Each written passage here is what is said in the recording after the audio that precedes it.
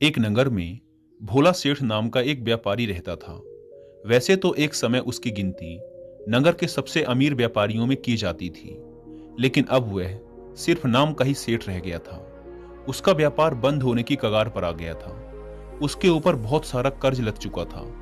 उसके दिन बहुत ही गरीबी में बीत रहे थे और उसकी इस हालत का कारण उसका स्वभाव था।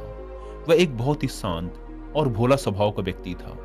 वह किसी की भी बातों पर बहुत ही आसानी से विश्वास कर लेता था, इसीलिए उसे मूर्ख बनाना बहुत ही आसान था। चालाकी तो उसके अंदर थी ही नहीं, और उसके इस सरल स्वभाव का फायदा उठाकर ही लोगों ने उसे इस हालत में पहुंचा दिया था। उसके कुछ चालाक मित्र, रिश्तेदार और दूसरे व्यापारियों ने उसके खिलाफ षड्यंत्र रचे। अपनी बातों में बहलाकर उससे ऐसे ऐसे नए व्यापार करवाए जिसमें उसे सिर्फ नुकसान ही हुआ। भोला सेठ पहले तो इन सब चालाकियों को नहीं समझ पा रहा था, लेकिन अब जब वह कंगाल हो चुका था तब उसे अपनी गलतियों का एहसास हुआ। लोगों के द्वारा दिए गए धोखों का पता चला और जिन्हें वह अपना समझ रहा था उनकी सच्चाई का पता चला। अब भोला सेठ पूरे दिन अपने साथ हुए धोखों और अपनी इस हालत के बारे में सोचता रहता और खुद को कोसता रहता, जिससे अब उसके दिन बहुत ही तनाव और उदासी में बीतने लगे। घर में पत्नी से भी अक्सर झगड़े होते रहते। कर्ज वापस मांगने वालों की भीड़ रोज उसके घर में लगी रहती और वह उनसे मुंह छिपाता फिरता। एक दिन अपनी ऐसी हालत से परेशान होकर उसने आत्महत्या करने का निश्चय किया और आत्महत्या करने के लिए वह एक पहाड़ी की तरफ चल पड़ा। लेकिन रास्ते में उसे एक महात्मा का आश्रम दिखाई पड़ा। आश्रम में बहुत ही शांति और सुकून का माहौल था। सेठ ने देखा कि कुछ लोग महात्मा जी के सामने बैठे हुए हैं और एक एक कर उनसे अपनी समस्याओं का समाधान पूछ रहे हैं। यह देखकर सेठ के मन में भी उत्सुकता जागी। उसने आश्रम से बाहर निकल रहे एक व्यक्ति को रोककर महात्मा जी के विषय में पूछा। व्यक्ति ने सेठ से कहा, ये महात्मा अपनी बुद्धिमानी के लिए आसपास के सभी नगरों और गांवों में बहुत प्रसिद्ध हैं। ये अपनी बुद्धिमानी से लोगों की बड़ी बड़ी समस्याओं को आसानी से सुलझा देते हैं।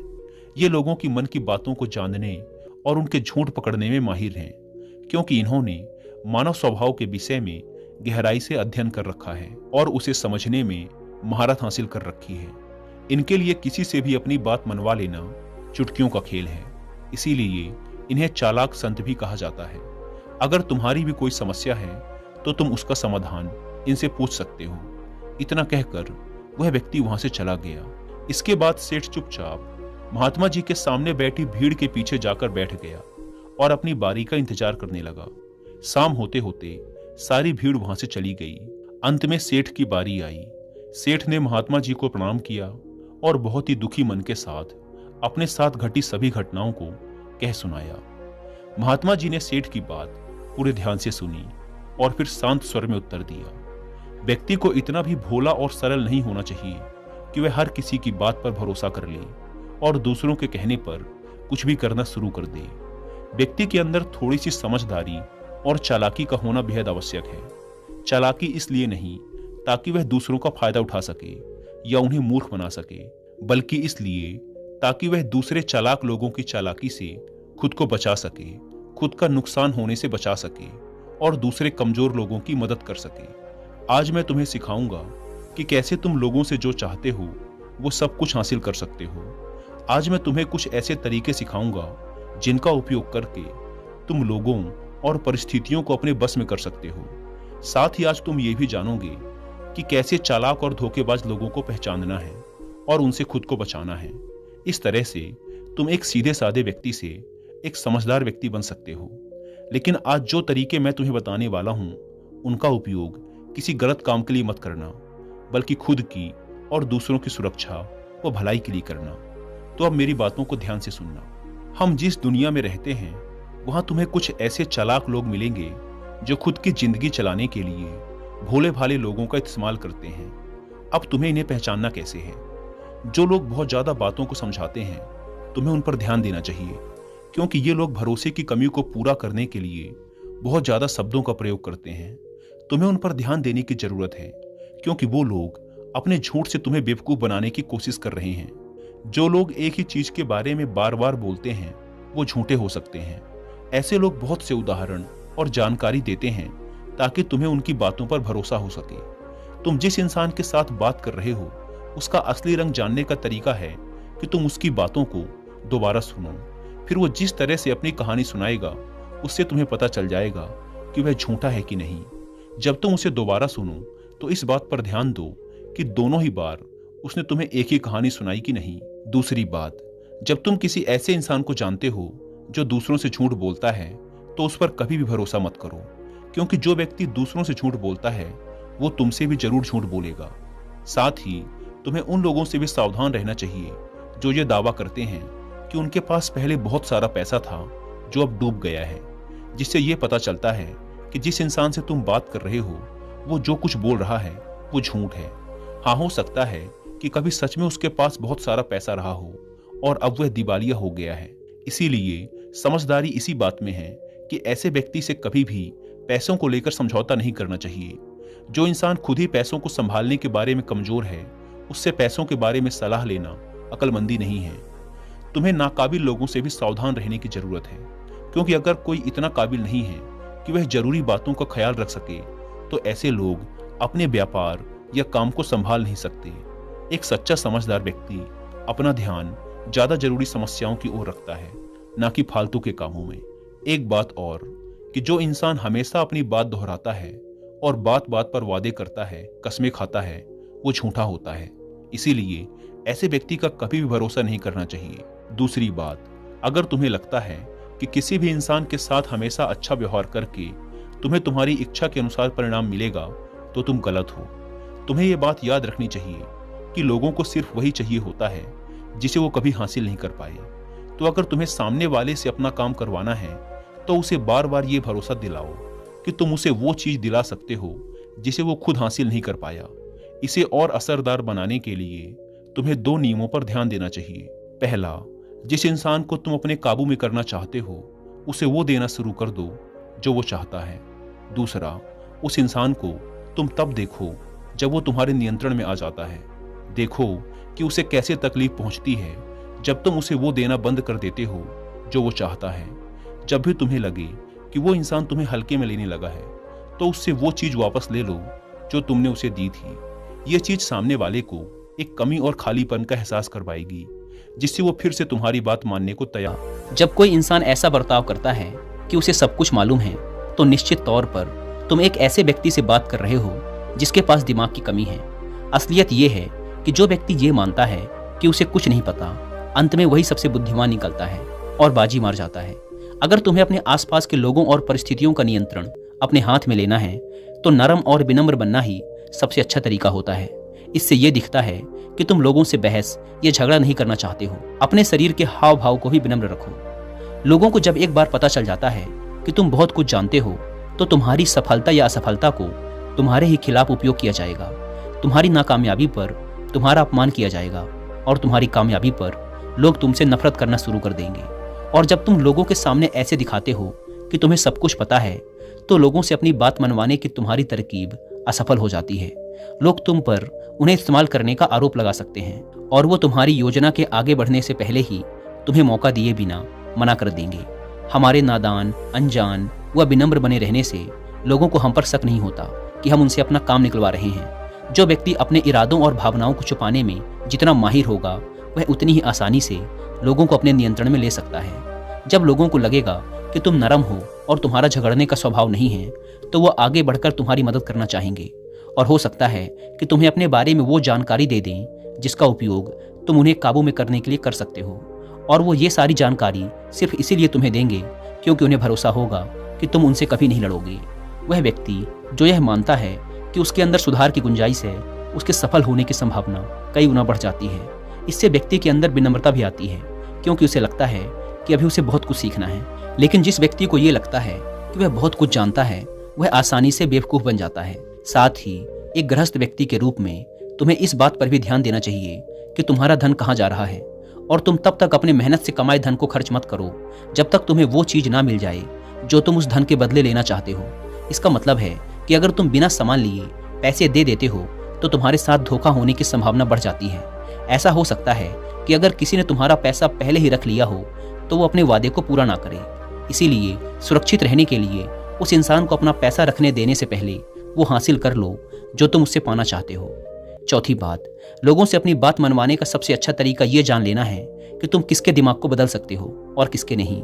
ये बात 100% सच है कि तुम तब तक किसी के दिमाग को अपने अनुसार नहीं चला सकते जब तक कि वो तुम्हें पसंद ना करता हो। इसीलिए उन्हें ही अपने अनुसार चलाने की कोशिश करो जो तुम्हें पसंद करता हो और तुम्हारी इज्जत भी करता हो, लेकिन सिर्फ सही कामों के लिए।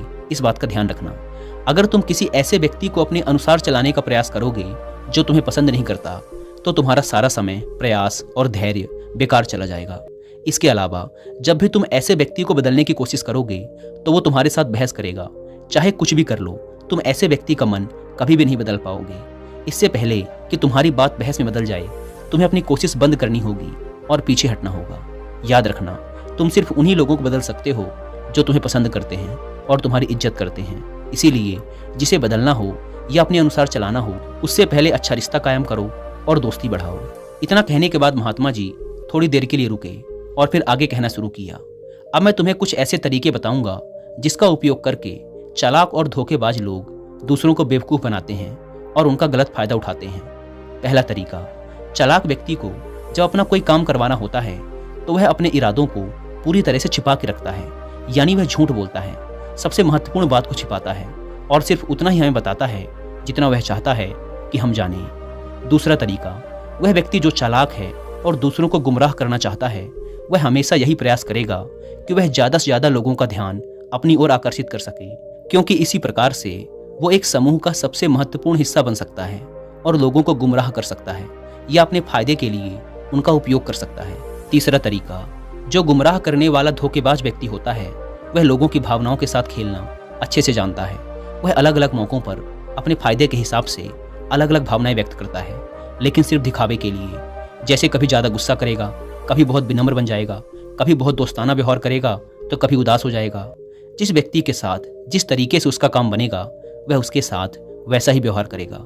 चौथा तरीका, एक धोखेबाज व्यक्ति ये प्रयास करता है कि सबकी सहानुभूति सिर्फ उसे ही मिले, सब उसे ही सबसे बेचारा समझे। उसे मतलब नहीं कि तुम्हारी तकलीफ कितनी बड़ी है, वह हमेशा तुम्हें महसूस करवा देगा कि उसकी समस्या तुमसे कहीं ज़्यादा बड़ी है और वो तुमसे ज़्यादा बड़ी तकलीफ में है। इसीलिए तुम्हें उसके प्रति दया भावना रखनी चाहिए और उसकी मदद करनी चाहिए। पांचवा तरीका, एक चालाक व्यक्ति जो तुम्हें अपने अनुसार चलाना चाहता है, वो तुम्हारे दिमाग में इस बात को गहराई से बिठा देगा कि वो ही तुम्हारे जीवन का सबसे महत्वपूर्ण व्यक्ति है, उसके बिना तुम्हारा काम चल ही नहीं सकता। लेकिन असल में ऐसा नहीं होता, बस वो तुम्हें इस बात का विश्वास दिला देता है कि उसके बिना तुम्हारे जीवन की कल्पना ही नहीं की जा सकती। इस तरीके से तुम जितना उन पर निर्भर होते चले जाओगे, उतना उनका नियंत्रण तुम पर बढ़ता चला जाएगा और वो तुमसे अपना काम निकलवाते रहेंगे। छठा तरीका, चालाक व्यक्ति की हमेशा कोशिश होती है कि किसी भी बड़े काम का श्रेय सिर्फ उन्हें ही मिले, सिर्फ उनकी ही वाहवाही हो। काम कोई भी करे, लेकिन तालियां सिर्फ उनके लिए बजें। इससे वो ज़्यादा से ज़्यादा लोगों का ध्यान अपनी ओर खींचना चाहते हैं, ताकि वो ज़्यादा से ज़्यादा लोगों को अपनी बातों में फंसा सके। चालाक व्यक्ति अक्सर सबसे मुश्किल काम दूसरों को दे देते हैं और सबसे आसान काम अपने लिए रखते हैं, लेकिन सारे काम का श्रेय खुद लेने का प्रयास करते हैं। सातवां तरीका, एक धोखेबाज व्यक्ति दिखावा करेगा तुम्हारा सबसे अच्छा दोस्त बनने का। वो दिखाएगा कि उससे अच्छा तुम्हारा कोई दोस्त हो ही नहीं सकता। इस तरीके से वो तुम्हारे सारे राज जानने का प्रयास करेगा और कभी गलत समय आने पर वो उनका उपयोग तुम्हारे ही खिलाफ करेगा। इसीलिए अपने राज बताने से पहले 10 बार सोचो, क्योंकि दुनिया में सबसे खतरनाक चीज़ है एक धोखेबाज दोस्त का होना। इसीलिए कौन दोस्त है और कौन नहीं, इसकी पहचान करना सीखो। आठवां तरीका, अधूरी जानकारी देना। जो धोखेबाज होगा वो तुम्हें सिर्फ उतनी ही जानकारी देगा जितनी वह चाहता है कि तुम्हें पता हो। कारण, क्योंकि वह चाहता है कि तुम्हें सिर्फ इतनी ही चीज़ों का पता हो। वो तुम्हारे साथ कभी पूरी बात साझा करेगा ही नहीं।